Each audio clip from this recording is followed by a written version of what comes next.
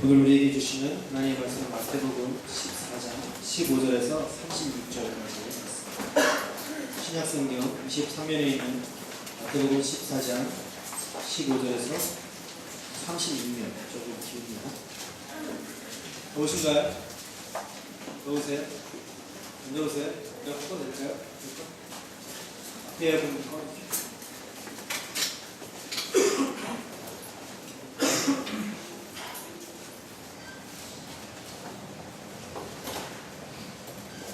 마태복음 14장 15절에서 36절까지 나왔습니다. 기독하겠습니다. 저녁이 되매 제자들이 나와 이르되 이것은 인들이 때도 이미 저물었으니 우리를 보내어 마을에 들어가 먹을 것을 사 먹게 하소서.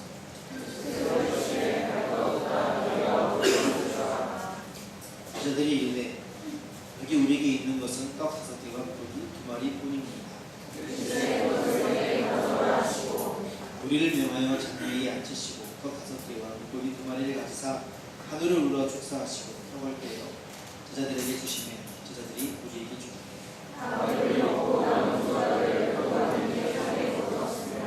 먹은 사람은 여자와 어린이 외에 5,000명이나 되었다.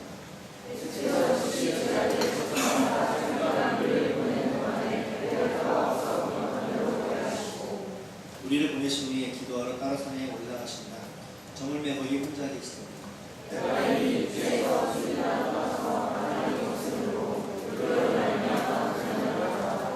다음 사경에 예수께서 바다 위로 걸어서 제자들에게 오시니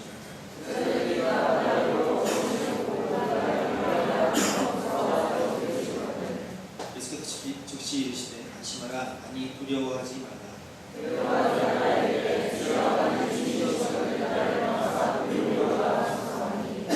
오라 하시니 베드로가 배에서 내려 물 위로 걸어서 예수께로 가되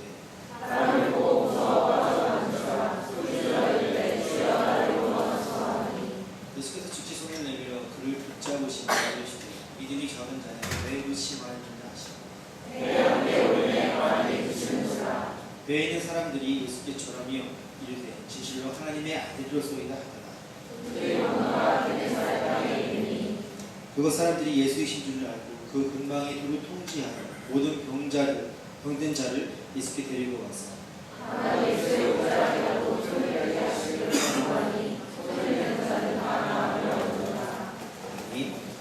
한번 들으시면 것입니다. 11조 들으셨습니다. 최수, 인정식, 구성, 무명으로 내용 들으셨습니다. 감사원금 들으셨습니다. 손영광, 김석규, 무명으로 내용 들으셨습니다. 이삭헌금, 박재현, 무명으로 세분 들으셨고요. 손경금, 이나영, 무명으로 한분 들으셨습니다. 감사합니다. 무사히 다녀오게 해주시니 감사합니다. 끊임없이 베푸신 하나님의 은혜에 감사합니다. 사랑 많은 형제자매를 허락하시니 감사합니다. 오늘 드려진 예배와 헌금을 위해서 한 번 더 기도하겠습니다. 사랑의 주님, 이 시간 우리를 주께서 불러주셔서 주님 앞에 마음 다해 예배하게 하시니 감사합니다. 주님, 참으로 예배할 수 있는 것이 우리의 삶 가운데 가장 큰 감사임을 깨닫게 하여 주시옵소서.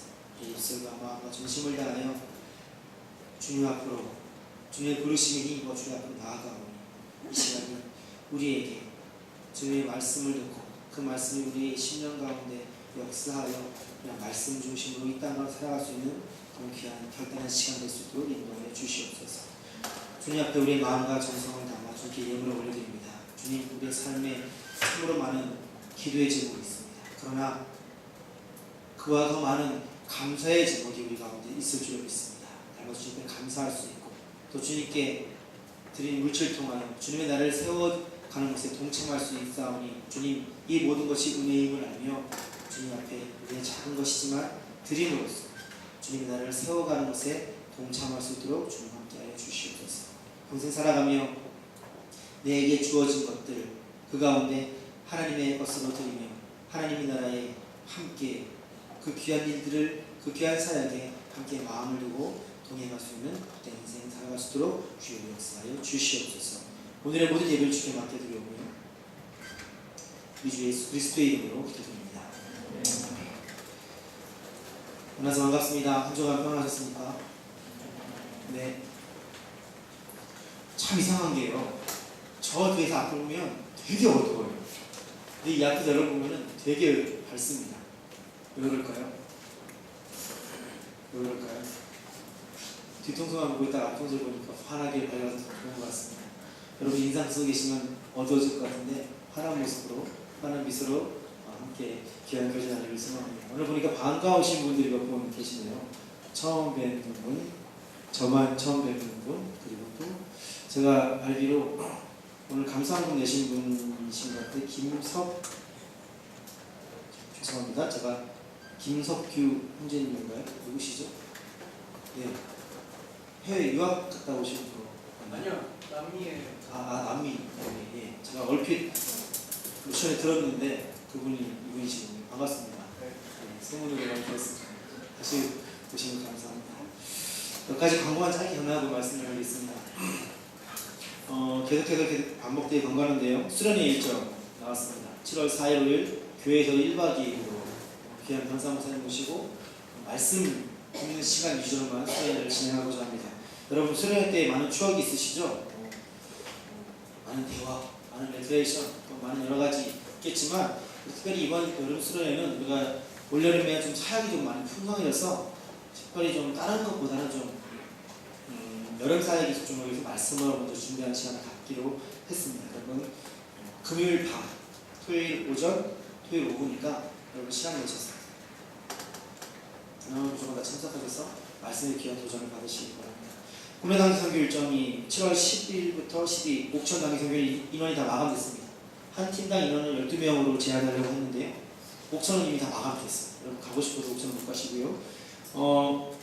서천은 아직도 인원이 좀 여유가 있습니다. 서천은 7월 17일부터 19일까지입니다. 여러분들 서천에도 서천 국내 단기 선교에도 관심을 가져주시고 참여해 주시기 바랍니다. 옥천 가는 거리나 서천 가는 거리나 똑같습니다. 옥천이랑 가깝다고 보지 마시고요. 서천으로 동참해 주시기 바랍니다.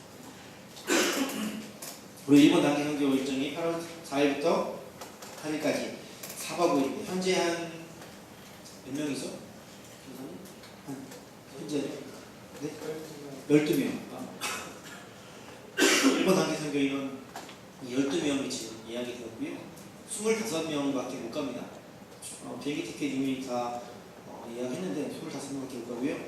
25명 중에 어쩌면 우리 교회 집사님들도 한 서너 분 가실 줄 몰라요. 그럼 아마 청년들은 10자 정도밖에 남지 않을 것 같아요. 여러분들 그대로 준비하셔서 다음 주까지 가시고자 하는 분들은 여권 4번, 연합회 여권 4번하고 10만원 먼저 주셔야지 저희가 가는 걸로 알고 있습니다. 아직 제가 보니까 고민하시는 분들이 계시더라고요. 근데 이렇게 말씀드리고 싶어요. 일본 단기 선교는 전공 필수라고 생각하시고 같이 가셨으면 좋겠습니다. 그러나 인원 제한이 있으면 기억하셔도 좋겠고요. 그 다음에 국내 단기 선교는 전공 선택이라고 생각하셔서 좀 그 중에서 차등을 넣어서 좀 갔으면 좋겠는데 그러나 여러분 가능하면 여러분들이 이번 여름에 많은 사역에 동참하셔서 귀한 사역을 통하여 여러분들의 신앙이 자랄 수 있는 귀한 시간으로 삼았으면 좋겠습니다. 여러분들이 지금 오늘도 선교헌금 내주신 분들 계신데 매월 첫째 주일을 선교헌금 하는 공식적인 날을 삼았으면 좋겠고요. 그 외에 차등을 하시겠지만 선교헌금 내주신 걸 가지고 사역을 지금 준비하고 있습니다. 지금까지 여러분들 내 선교헌금 내주신 게 지금까지 68만 원 정도 모였어요. 한 20분 좀 넘게 모였는데 어떤 분이 10만 원씩 하신 분도 계시고 5만 원 하신 분도 계시고 1만 원씩 하신 분도 계신데 여러분들이 지난 5월 한 달 동안 하신 선교헌금이 한 68만 원 되고요. 그 중에 한 25만 원 지출을 했습니다. 에어컨 구입해서 옥천으로 보내고 준비했고요.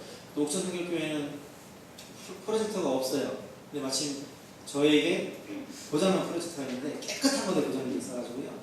그걸 저희 선교헌금을 좀 자체적으로 좀 AS 받아서 부대가 생각을 하고 있습니다. 그렇게 지금 계획 중에 있고요. 진행되는 거 그때 말씀드리고 가기 전에 계획된 것들을 그렇게 진행할까 합니다. 네, 지난주에 AN의 가든 파티 정말 잘했습니다. 많은 분들이 오셔서 귀한 교제, 맛있는 고기 먹고 귀한 교제했습니다. 참석 못하신 분들은 천국에서 맛보지 못할 고기였는데 여러분들이 안타깝게 여기고 내년을 기약하시길 바랍니다. 내년에 더 좋은 것으로 여러분들을 섬기도록 하겠습니다. 마지막으로 여러분 소식 다 받으셨죠? 이거 우리 청년 날인팀이 정말 고생해서 만든 건데 오늘까지만 나갑니다. 오늘까지만. 여러분 너무 힘들거든요 만들기가. 제작도 어렵고요. 또 이 후가공 하는 것도 어려운데 정말 애써서 만들고 있습니다. 안에 내용들을 보시고요. 잘 만들었습니다. 여러분들이 주변에 전도지로 활용하시길 바라고요. 특별히 여러분 맨 마지막 페이지 보세요. 6페이지. 이번 주 인물은요. 저기 청년부의 부부 있죠. 정식 형제랑 자연 자매가 있는데요. 주님 사랑을 듬뿍 받고 있는 달달한 커플입니다. 결혼한 지 이제 1년 반 되나요? 재작년 11월달에 결혼했죠. 대단한데 보시고 마음에 심각한 도전을 받으시고 많이 결혼하시길 바랍니다. 여러분 청년부에 청년이 아무도 없어서 좋습니다. 여러분 다 결혼하시면 그걸로 은혜가 이루어지겠습니다. 제가 지난주에 제가 한 지인 청년에게 통화를 했습니다. 아는 사람 중에 괜찮은 남자 청년 없냐 했더니 30대 중반에 했더니 2명 괜찮은 청년이 있다고 하더라고요. 35살에 2명 있습니다. 하나는 오늘의 교회 리더십, 한 명은 3일교회 간사 출신.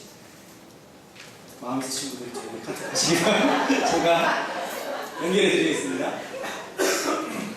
여러분 청년단장 목사가요 청년들이 빠져나가는 게 두려워하면 안 됩니다. 많이 빠져나갈 수 있도록 하나님 채워주시죠. 여러분 기도하시고 하시기 바라고요.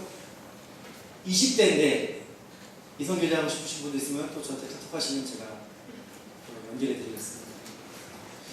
오늘 분위기 좋네요.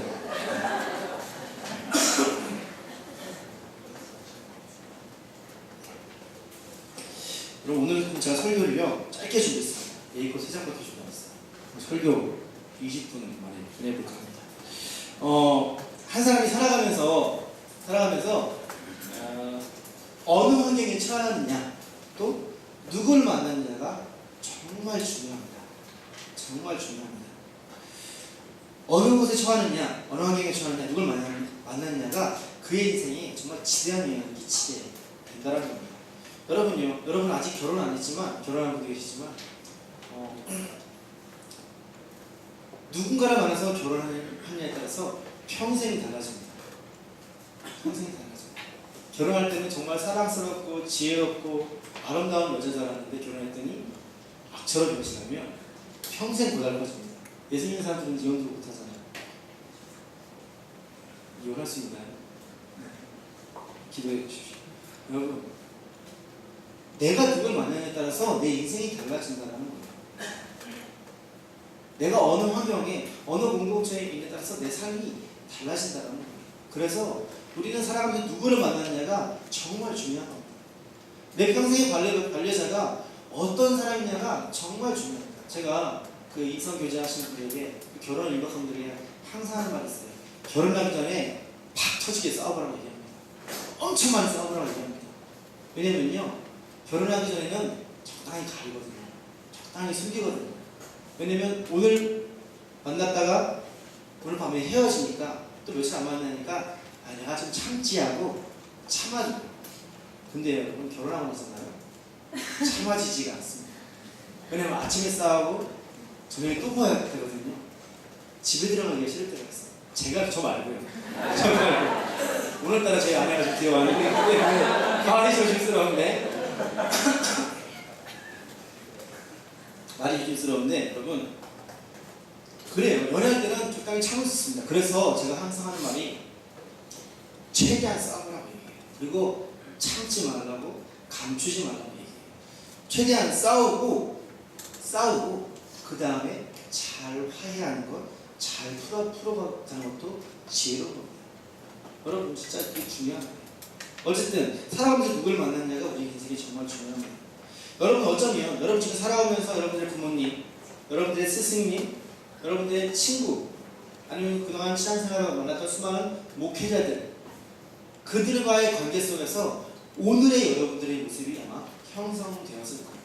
여러분들의 부모님의 어떤 영향을 통해서 지금의 내 모습, 살아왔던 어떤 한 스승의 모습 통해서 지금의 내 어떤 내 마음, 살아가면서 겪었던 어떤 한 여인, 어떤 형제 때문에 내 마음에 깊은 상처.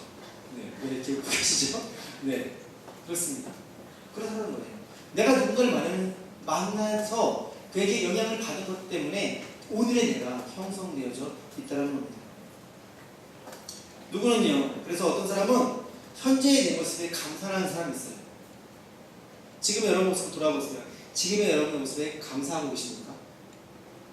누군가는 지금의 내 모습에 감사하는 사람이 있습니다. 그런데 누군가는 과거에 만났던 어떤 사람 때문에 지금 오늘의 내 모습을 보면서 가슴 아파하고 힘들어하고 슬퍼하는 사람도 우리 가운데 존재한다는 겁니다. 즉, 내 삶이 이렇게 된 것에 대해서 기뻐하는 사람도 있지만 후회내지는 무거운 마음을 가지고 살아가는 사람들이 우리 가운데 있다는 겁니다. 중요한 건 그 누군가에게 어떤 영향을 받았든지 간에 지금의 내 모습이 이렇게 서 있는 것은 엄밀히 말하면 여러분 그 사람의 영향이긴 하지만 그 영향에서 형성된 나의 모습, 나의 선택, 나의 결단으로 인해서 지금의 내가 있다는 겁니다. 여러분 나쁜 게 되는 것은 아니에요. 영향을 받지만 그 영향에서 지금의 내 모습은 사실 나에게 있다는 겁니다. 그러나 그럼에도 불구하고 내게 영향을 준 그 사람 때문에 나의 인생의 방향이 바뀔 수가 있다는 겁니다. 내 인생이 바뀔 수가 있다는 겁니다. 아시는 분들은 아시겠지만 제가 오늘 시간 좀 폭탄 선언을 하려고 합니다. 우리 청년부 회장님, 은다선 자매님이 남편이 있잖아요. 그 전도사님이잖아요. 김주현 전도사님 지금 중학교에 사역하고 계신데요. 지금 2년 뒤에 독일 유학을 가시려고 계획 중에 있어요. 열심히 공부하고 있는데 제가 지난주에 학교 가서 만났거든요. 식사하다가 이런저런 얘기하는 가운데 독일 유학의 길이 저는 바뀔지도 모를 일이 벌어졌어요. 뭘까요?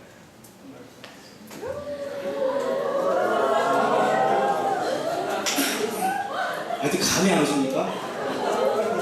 감이 안 오십니까? 하나님께서 뱃속에 아이를 허락해주셨습니다. 감사합니다. 생각지도 못했죠. 여러분 기도해 주셔야 됩니다. 아직 이제 착상한 그런 단계이기 때문에 아직 이제 한 4주 됐나요? 이제 6주가 되면 여러분 기도해 주셔야 돼요. 아이가 잘 자라가서. 제가 이 얘기 왜 하냐면요. 전사님이 정말 공부도 열심히 하고 독일 가고자 하는 비전을 가지고 열심히 공부하는데 아이가 생기니까 생각이 많아지게 되면서 어쩌면 독일에 대한 유학의 길도 받게 될지도 모른다는 생각을 저도 했지만 대화하다 보니까 본인도 그런 생각을 하고 있다는 거예요. 여러분 그렇습니다. 살아가면서 우리에게 누군가의 만남에 따라서 우리의 계획이 전명수전되는 경우가 존재하게 된다는 거예요. 여러분 나는 절대 선교 안 할 거야 라고 생각했다가 갑자기 선교 지망생을 만나게 되면 아프리카도 가게 될지 모릅니다. 우리 전사님 아프리카에 가야 되는데 여러분 선교 절대 안 할까 생각하시는 분들 기대해 보십시오. 그렇다는 거예요. 나는 절대 아니라고 말했지만 어느 날 갑자기 내 앞에 어떤 사람을 만나게 됐을 경우에 내 인생이 송두째 바뀌게 되는 일이 우리 인생 가운데 비일비재하다는 거예요. 단 우리는 바라기는 좋게 바뀌길 원하지만 때로는 내 뜻과 다르게 나쁘게 변할 때도 있다는 겁니다. 오늘 여러분 교회 들어올 때 혹시 보셨습니까?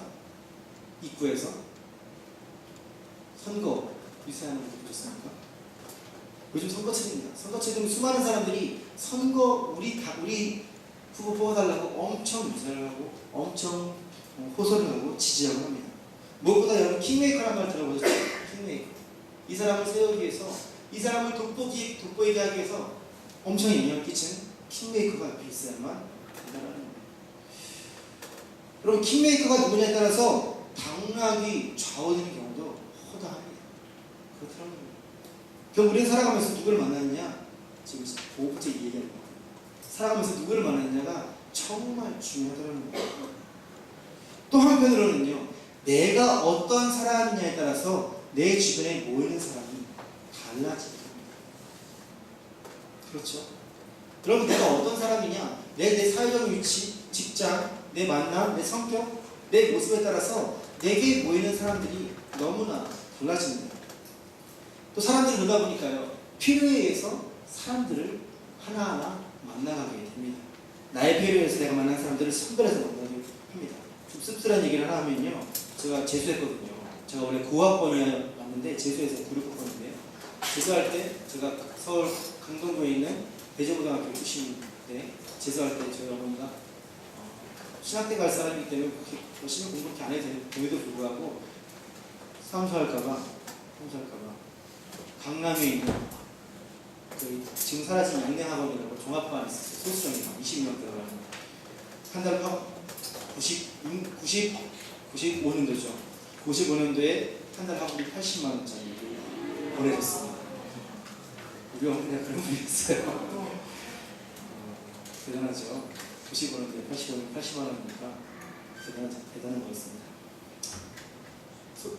20명 중에요. 강남 아는 친구는 저랑 한 명밖에 없었어요. 근데 제가 무슨 얘기를 하냐면 이제 그 반에서 같이 공부를 하는데 제 친구 중에 안모 형제가 있었습니다. 그 강남 출신이에요. 경기고등학교 출신. 근데 되게 그냥 평범하게 생긴 친구였는데요. 뭐 리더들은 옆집에서 얘기 들었죠. 이 친구가 하루는 이제 밤마다 5월이 되니까 밤마다 이 방 파티를 하더라고요. 그래서 돈 모아서 하는데 옆에 반에서 막 음료수 막 사들고 가니까 이 친구가 저보고 같이 가져야 돼 처음에. 가더니 갑자기 코카콜라 한 박스 하고요. 다 그냥 한 박스씩 시키는 한 박스씩 이만큼 시키길래 제가 너 왜 그러니? 하지 마. 너 왜 그래? 무리하지 마. 하더니 자기는 저런 거 지는 거 싫어한다고 하더니 제가 다 산대요. 그러더니 제가 봐도 언제가 몇만 원 주시나 뭐 하는 돈인데 산대요. 잠시 지갑을 딱 꺼냈어요. 되게 허름한 옷이 그냥 평범하게 생긴 것도 그냥 후줄근했던 그런 친구인데 지갑이 이렇게 두꺼워요. 반 접는 지갑인데 그때도 이상한 일을 보고 시작했어요. 제가 왜 그러는데요. 그 투포켓이 나눠져 있잖아요. 앞에는 10,000원짜리가 이만큼 있었고요. 뒤에는 수표가 이만큼 있었어요. 다 썼어요. 그냥 중요한 건 뭐냐면 이 반 친구들이 얘가 돈 많은 걸 알았어요. 얘가 사실은요 강남에 말하면 안 하는 유명한 개포동에는 엄청 유명한 오피스텔 사장 아들이고요. 강남에만 오피스텔 몇 개 있고요. 제주도에 모텔 몇 개 있고요. 어마어마한 부자였어요. 애들이 얘가 이제 부장을 안 해요. 그때부터 어떤 일이 벌어졌냐면 토요일 하루에 공부하기 싫으니까 물론 나가요. 전 안 나갔습니다. 나가면 얘가 돈을 다 내는 거예요. 한 15명 같이 나가서 밥사면가 다 밥값 다 내는 거예요. 처음엔 좋았어요. 돈 쓰는 재미로 좋았어요. 근데 나중에 어떤 일이 벌어졌냐면 이제 버스 타잖아요. 애들이 버스도 아니면 타요. 그럼 얘가 다 내는 거예요. 이때부터 이 친구가 좀 서서히 마음이 편치 않았겠습니다. 친구들이 자기를 돈으로만 보기 시작하면 그때부터 깨닫게 된 거예요. 그러면서 다른 친구들과의 관계를 하나하나 끊어가고 그 후로 저하고 만났습니다. 왜냐면요, 저는 어쩌다 같이 어울리면 밥 먹잖아요. 그럼 밥값 제가 줬거든요. 10,000원짜리 먹고 10,000원짜리 주고 괜찮다고 하면 난 싫다고 했는데 줬어요. 한 번씩 먹긴 했지만 줬어요. 그러다 보니까 나중에는 저하고만 되더라고요. 물론 저는 제 밥값 제가 다 내고 말았습니다. 그래서 재수 후에도 몇 번 교제를 했는데 무슨 말이냐면요, 사람들이 자기의 필요에 의해서 이 친구를 만나고, 물론 이 친구 처음에 자기의 필요에 의해서 이 친구를 사람들을 만나면서 기쁜 마음으로 돈을 썼다는 겁니다. 그게 사람들의 삶의 방식이라는 겁니다. 그러나 필요에 의해서 만나는 관계에는 언젠가 부작용이 나타나게 되었다는 겁니다. 그래서 사람들이 누구를 만나느냐가 정말 중요하다는 겁니다. 자, 이제부터 오늘 본문에 대한 이야기를 넘어오면, 오늘 본문을 보니까 3가지 얘기가 상정합니다. 첫 번째 뭐냐면요, 우리 소위 오병이어라는 기적을 말하는 거죠. 어느 날 갑자기 예수님으로 수천 명의 사람들이 모여듭니다. 예수님께서 천국의 비밀을 알려줍니다. 많은 사람들에게 하늘의 놀라운 사실들을 알려줍니다. 날이 저물게 되었어요. 그러자 제자들이 주님께 말하는, 주님, 저들에게 가서 먹을 것을 사 먹게 하십시오라고 명해달라고 말합니다. 그러다 주님이 뭐라고 합니까? 너희들이 먹을 것을 주어라. 그렇죠. 그러자 제자들이 말합니다. 17절을 보면, 우리에게 있는 것은 떡 5개와 물고기 2마리뿐입니다.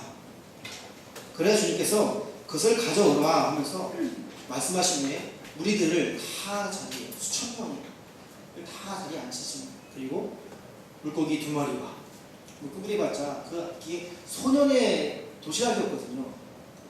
요만한 물고기.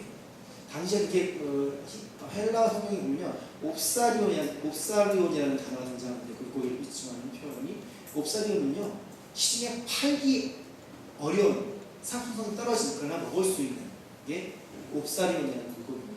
그런 작은 물고기 2마리와 보리떡 5개. 어린애가 먹어봤자 얼마나 그걸 가지고 주님께서 하늘에 들어서 축사하신 다음에 제자들에게 떼어 주십니다.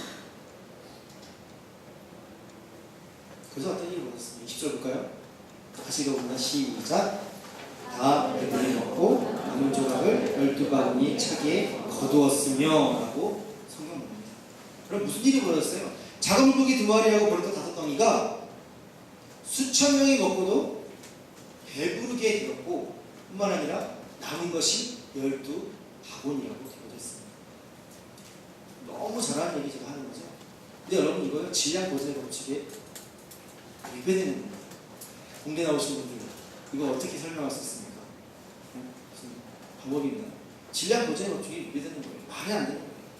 그런데 그 일이 일어난 겁니다. 말이 안 되는 일이 지금 벌어진 거예요. 자, 또 다른 부분 볼까요? 또 다른 사건을 이야기합니다. 제자들이 배를 타고 이제 바다로 나가자 파도가 치면서 바람이 거스리면서 물결이 치면서 고난을 당한다고 성경이 그 다음에 이어져 나옵니다. 근데 이 순간 예수님이 배에 안 타고 계셨습니다. 그런데 오늘 본문 25절 보니까 주님이 어떻게 행하셨냐면 25절 말씀 보세요. 밤사경에 예수께서 바다 위로 걸어서 제자들에게 오시니라고 말합니다. 큰 파도와 풍랑 속에서 배가 막 넘어질 것 같고 깨질 것 같은 상황에서 주님이 안 계셨는데 멀리서 주님이 걸어서 이 배로 다가오고 있었다는 겁니다. 우리를 걷는 사람이 어디도 있나요? 없잖아요. 인간의 생각으로는 이 말도 안 되는 일이 벌어집니다. 첫 번째는 질량 보존의 법칙이 무너졌죠. 두 번째는 무슨 법칙이 무너졌죠? 중력의 법칙이 무너진 겁니다. 주님이 바다 위로 걸어서 배에 오니까 제자들이 유령인 줄 알고 무서워 떴다고 말합니다. 그래서 주님께서 나니까 두려워하지 말아라 라고 성경에 이렇게 기록되어 있습니다. 그제서야 주님이 이것을 확인한 베드로가 주님께 요청합니다. 주님, 나로 명하사 무리를 걷게 하옵소서 라고 말합니다. 주님께서 베드로에게 허락을 하시죠. 그러자 베드로가 정말로 무리를 걷습니다. 그도 한번 걸어보고 싶은데 걷습니다. 그러나 이내 곧 물에 빠지게 되는데 왜 빠지게 됩니까? 왜 빠지게 되죠? 성경에 뭐라고 되어 있습니까? 파도를 보는 순간 다시 물에 빠지게 되었다는 겁니다. 처음 주의 말씀에 순종했을 때는요 바다 위를 걸었어요. 말씀에 순종해서 바다 위를 걸었습니다. 근데 빠지게 되니까 바다를 보게 되니까 빠지게 되었다는 겁니다. 그래야 주님께서 31절에서 말씀하십니다. 즉시 손을 내밀어 그를 붙잡으시네 라고 말하고 있습니다. 그리고 30절을 보니까 배에 함께 오르자 어떤 일이 벌어지죠? 바람이 멈춘다고 성경은 그렇게 얘기하고 있습니다. 자, 세 번째 사건 봅시다. 주님이 이제 개 4살에 땅으로 넘어가십니다. 그러자 거기서 많은 사람들이 저 사람은 메시아구나, 저 사람이 예수구나 알고서 주변 마을들에게 연통을 냈습니다. 소식 전합니다. 그러다 수많은 사람들이, 수많은 명자들이 그 소식을 듣고서 주님 앞으로 모입니다. 그리고 그들이 어떻게 하죠? 30절 볼까요? 시작. 다만 예수의 옷자락이라도 손을 대게 하시기를 간구하니 손을 대는 자는 다 마음을 얻으니라. 저 무슨 말입니까? 예수의 선물을 듣고서 주변 마을들이 막 달려서 많은 병자들이 주님께 나왔습니다. 그런데 그들 마음속에 있었던 믿음이 한 가지 있었죠. 뭐냐면 저가 메시아이니 저의 옷자락만 만져도 내 질병이 나을 것이다라는 믿음이 있었다는 겁니다. 그리고 말씀을 보니 주님이 그들의 마음을 아시고 그들에게 손을 내게 허락해 주었다는 겁니다. 그에게 허락해 주시자 그들이 믿음 가지고 손을 대자 그들이 다 나음을 받았다라고 성경은 이렇게 기록하고 있습니다. 자, 여러분 보세요. 오늘 우리가 읽었던 본문에 보면은 세 가지 사건이 등장합니다. 세 가지 등장하고 있어요. 오병이어 사건, 무리를 걸으시는 사건, 그리고 마지막으로 병자들이 나아간 사건이 등장합니다. 이 모든 사건은 사실 동일한 관점과 동일한 메시지를 우리에게 전해주고 있습니다. 그것이 무엇일까요? 뭐냐면요, 오늘 설교 제목입니다. 주님의 손길이 닿는 곳에서 역사가 일어난다는, 주님의 손길이 닿는 그 순간부터 놀라운 역사가 벌어지기 시작한다는 겁니다. 주님의 손길이 닿으면 진리한 보증의 법칙, 중력의 법칙 다 필요 없습니다. 주님의 손길이 닿는 곳에서는 세상 사람들이 생각할 수 없는 놀라운 사건, 역사가 벌어지게 된다는 것을 오늘 성경 우리에게 이 세 사건을 통해서 우리에게 알려주고 있다는 거예요. 여러분, 사실 오늘 본문뿐만이 아니고요, 사복음서를 보면요, 주님이 병자를 고쳐주실 때 비슷한 사건들이 등장합니다. 뭐가 있죠? 대표적으로 실로암가에서 눈먼 자가 있어요. 주님이 그에게 가서 진흙에다 침을 탁 뱉어가지고 으겨가지고 그들에 발라줍니다. 그리고 실로암 물가에서 씻으라고 합니다. 그래서 어떤 일이 벌어집니까? 다친 눈이 여기서 보게 되는 일이 벌어집니다. 또 무슨 일이 있습니까? 10배를 혈중 같은 여인이, 그 여인도 주님의 옷자락에 내가 손만 대도 나을 거라는 믿음이 있었어요. 그러자 그 여인 신령이 낫게 됩니다. 사복음서를 보면요, 주님께서 병자들을 고쳐주실 때 말씀으로 하신 것도 있지만 주님께서 손길을 그에게 주셔서 그를 낫게 하신 사건들이 여러 군데 동일하게 등장하고 있습니다. 저는 이 말씀을 보면서 주님께서 말씀으로도 하실 수 있는데 왜 그 손길을 주셔서 그들에게 치유와 놀라운 역사를 허락하셨을까 하는 생각을 하며 묵상을 보게 되었습니다. 왜 주님께서 그들에게 직접 손을 댔을까? 왜 주님의 손길이 닿을 때 그런 역사가 일어났을까요? 왜 그랬을까요? 퀴즈입니다. 맞히시는 분을 제가 책 한번 드리겠습니다.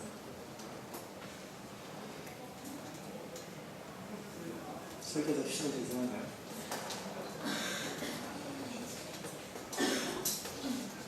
오늘 카톡으로 보내시기 바랍니다. 그럼 중요한 건 뭐냐면요, 주님의 손길이 닿을 때 역사가 일어난다는 사실. 주님의 손길이 누군가에게 잠깐 닿았을 때 그로 인해서 변화가 일어난다는 사실. 다른 말로 하면 우리 주님의 손길에 능력이 있다는 사실입니다. 우리 주님의 손길에 놀라운 사랑의 능력이 있다는 사실입니다. 그 사랑이 바로 우리에게 닿았을 때 지금 우리의 삶이 이렇게 변화가 되었다는 겁니다. 오늘 시간 여러분이 이 자리에 앉아있는 이유는 주님의 그 놀라운 사랑의 손길이 여러분의 삶 가운데 터치가 됐을 때 그러므로 말미암아 여러분들의 삶이 이렇게 오늘 이 순간에 형성되어져 있다는 겁니다. 여러분 우리 한번 생각해 봅시다. 여러분들 언제 내게 주님의 손길이 닿았습니까? 그 주님의 손길이 나에게 닿았을 때 내 삶 가운데 어떠한 역사가 일어나는지, 그 주님의 손길로 말미암아 내 삶에 어떤 변화가 일어나는지 한번 이 시간 잠깐 한번 생각해 보시기 바랍니다. 여러분, 하나님께서는요, 이 어두운 세상 속에 참된 빛을 보내기 위해서 이 세상을 향한 손길을 뻗어 세상을 터치하였습니다. 요한복음 3장 16절 말씀 너무나 잘 알죠? 하나님 세상을 이처럼 사랑하사 독생자를 주셨으니 이는 그를 믿는 자마다 멸망하지 않고 영생을 얻게 하려 하심이라고 말씀하고 있습니다. 세상을 너무 사랑하셔서 이 세상의 모든 죄를 거두시고 이 어두운 세상에 빛을 보내시기 위하여 세상에 하나님의 손을 뻗어서 우리에게 변화를 시작해 주시더라는 겁니다. 혹시 내 삶 가운데 아직 주님의 사랑의 손길을 경험하지 못하신 분이 계십니까? 내 삶 가운데 그 어떤 변화도 경험하지 못한 분 계십니까? 그렇다면 오늘 이 말씀을 통하여 주님의 그 따뜻한 사랑의 손길, 그 놀라운 손길, 기적의 손길을 한번 경험하시는 저와 여러분들 주옵습니다. 혹시 내 삶 가운데 주님의 그 사랑의 손길이 분명히 있었지만 지금 내가 잠깐 주저앉아 있다면, 내 삶 가운데 변화가 없어서 어렵고 피폐한 삶을 살고 있다면 처음 나에게 다가왔던 그 사랑의 손길을 다시 한번 생각해 보시기 바랍니다. 여러분, 주님의 사랑의 손길은 분명히 우리를 변화시켜 준다는 것입니다. 제가 한 수련회 끝나고선가요? 그래서 2달 정도 지난 것 같은데 경차와 덤프트럭이 부딪혔다는 예와 같은 거 기억나시죠? 기억나시죠? 금방 기억나시나 보네요. 다시 말씀드릴게요. 경차하고 덤프트럭이 부딪혔습니다. 그럼 어떤 일이 벌어지겠죠? 경차가 바스러져야 되잖아요. 근데 어떤 사람이 와가지고 내가 오다 보니까 경차와 덤프트럭이 부딪혔는데 경차가 멀쩡해 라고 말하자 그 사람이 말도 안 되는 소리 하지 말라고, 아 진짜 멀쩡해 라고 말한다면 이 말에는 두 가지 문제가 있다는 거예요. 첫 번째는 경차와 덤프트럭이 부딪히지 않았거나 그렇죠? 두 번째는 이 말 자체가 거짓말이구나 라는 거죠. 마찬가지입니다. 여러분들이 이제까지 살아오면서 주님의 손길이 내게 닿았다면 내 삶에 분명한 변화가 일어나야 한다는 겁니다. 그런데 여러분들이 나 주님 만났습니다, 주님 사랑의 손길이 내게 닿았습니다 말하지만 내 삶에 변화가 나타나지 않는다는 소리는 둘 중에 하나라는 거죠.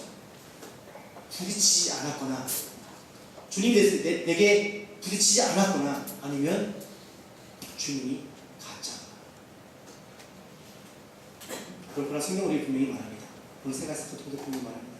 주님이 그 보리떡 5개와 물고기 2마리 앉으시고 기도하실 적에 수천 명이 놀라운 것을 보셨습니다. 거친 파도가 치고 풍랑이 치는 바다에 주님께서 베드로와 함께 배에 오르시자 자연이 주님 앞에 복종하는 사건이 벌어졌습니다. 주님의 옷자락에 손만 대면 나아가는 있는 사람들 진짜 주께서 그들에게 그것을 허락하시자 주님의 그 옷자락에서조차도 병 고침의 역사가 나타나는 것입니다. 무슨 말입니까?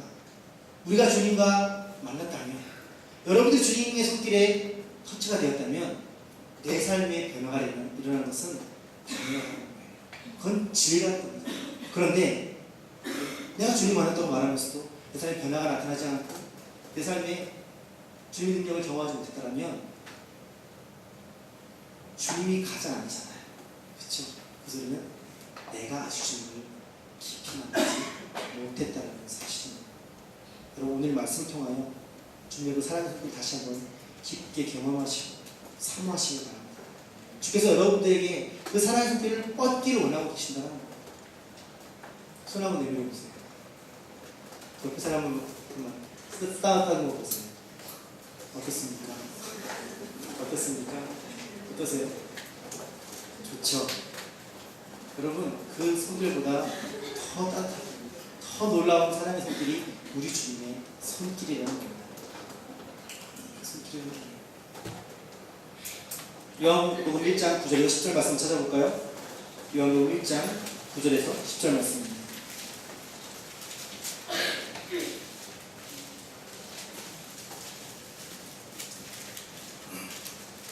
요한복음 1장 9절에서 10절 말씀 같이 읽습니다. 시작. 참비 곧 세상에 와서 각 사람에게 주시는 빛이 있었느니 그가 세상에 계셨으며 세상은 그로 말미암아 지은 바 되었으니 세상이 그를 알지 못하였고. 무슨 말입니까? 이 세상은 어두움으로 가득 차 있었습니다. 근데 이 세상에 참 빛이 온 것입니다. 예수 그리스도. 근데요, 말씀 보니까 뭐라고 되어 있죠? 세상은 그로 말미암아 지은 바 되었으되, 이 세상이 지은 바 되는 거예요. 그로 말미암아. 나를 지으신 이가 누군지 알아요. 근데 그가 이 세상에 오셨는데 참 빛인데 마지막에 뭐라고 되죠? 세상이 그를 알지 못했다라고 말합니다. 알지 못했단 말입니다. 여러분, 예수 그리스도가 누구신지 아십니까? 예수 그리스도 여러분들이 어떤 분이십니까? 여러분들을 지으시는 분이십니다. 여러분이 창조자이십니다. 그런데 혹시 그 빛이 내 안에 진정으로 오셨는지 아니면 잘 모르겠는지 시간 다시 한번 말씀을 통하여 돌아보시면 됩니다. 분명한 건 주님이 여러분 가운데 함께 하시고 여러분들 만나셨다면 여러분 삶의 분명한 변화는 존재한다는 겁니다. 그리고 우리는 더 이상 어두움에 있는 죄의 종이 아니라, 죄의 자녀가 아니라 빛된 자로서 하나님의 자녀가 된 줄 믿으시길 바랍니다. 여러분, 이 세상 살아가는 사람들의 최고의 축복, 하나님의 자녀임을 깨닫는 것입니다. 날마다 아침을 시작하면서 나는 하나님의 자녀인가라고 외쳐바로 시작하십시오. 그 고백이 여러분의 삶을 변화시킬 줄 믿습니다. 여러분, 세상에 수많은 물질, 세상에 사람들이 말하는 수많은 부귀영화, 명예, 그것들 다 하나 주신 복 중에 하나이긴 하지만 우리가 누려야 할 최고의 축복은 하나님이 나를 만지셨어. 내 삶의 변화가 일어나 더 이상 죄의 종이 아닌 하나님의 자녀가 된 하나님의 자녀들의 축복이라는 사실인 거죠. 하루 시작하면서 잊지 마시고 나는 하나님의 자녀입니다. 자녀답게 살겠습니다. 잘됨의 은혜가 권세가 내게 있습니다라고 믿음을 고백하시는 자리에 하나님께서 여러분들을 날마다 만져주시고 여러분들을 그 자녀답게 살아가는 능력을 주실 줄로 믿습니다. 어두운 세상, 불안한 살아가는 세상, 자녀들을 괴롭히는 것입니다. 우리를 힘들게 하는 것입니다. 그러나 우리에게는 우리 아버지 되신 하나님이 계시기 때문에, 우리에게는 자녀들의 권세가 있기 때문에 이 어두운 세상에서 참 빛으로 살 수 있습니다. 세상은요, 주님도 몰라봐요. 하루 우리도 어떻겠습니까? 그러나 우리가 우리 안에 참 빛을 서서히 보이며 살아가면 세상이 환히 밝아지는 어둠의 우리들이 물러나게 될 줄 믿습니다. 오늘 초동원 주일이죠. 새로 오신 분들 몇 분 계신데 여러분들이 이 자리에 오게 된 것도 하나님의 놀라운 성령을 믿으시고 여러분 삶 가운데 주님의 터치를 경험해 보시기 바랍니다. 부딪히면 변화됩니다. 부딪히면 어떻게든 변화됩니다. 그 부딪힘을 사모하시고 주님의 손길이 닿는 곳으로부터 여러분 인생이 새롭게 시작되시기를 주님의 이름으로 축원합니다. 기도하겠습니다. 사랑의 주님, 오늘 이 시간 다시 한번 우리에게 그 사랑의 손길을 허락하여 주셔서 주님의 손길이 돋는 곳에서부터 우리의 그 다시금 시작되게 되는 줄로 믿습니다.